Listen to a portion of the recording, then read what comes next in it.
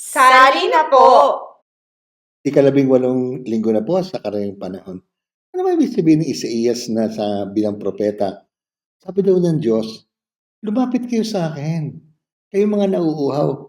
Wala naman akong pinapabayad sa inyo Kasi buwibili kayo, gumabayad kayo ng wala naman. Hindi naman papawi ng inyong kagutuman at inyong kauhawan.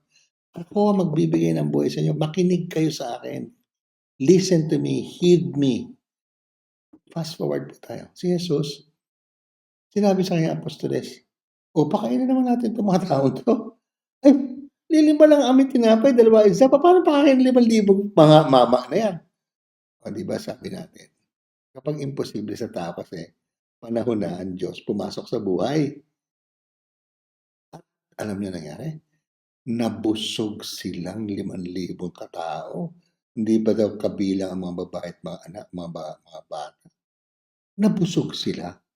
Paano? Ay, ibig sabihin, kapag ang Diyos ang gumalaw, mabubusog ka. Bakit? Hindi naman siya magbibigay ng tinapay. Bibigay niya, nakapagbibigay buhay, habang buhay. O diba? Meron tayong misa, hostia, papunta naman yun sa bangkete ng langit Yun ang gustong sabihin ng Diyos. Pumunta ka dito sa akin, lumapit ka. Ako magbibigay.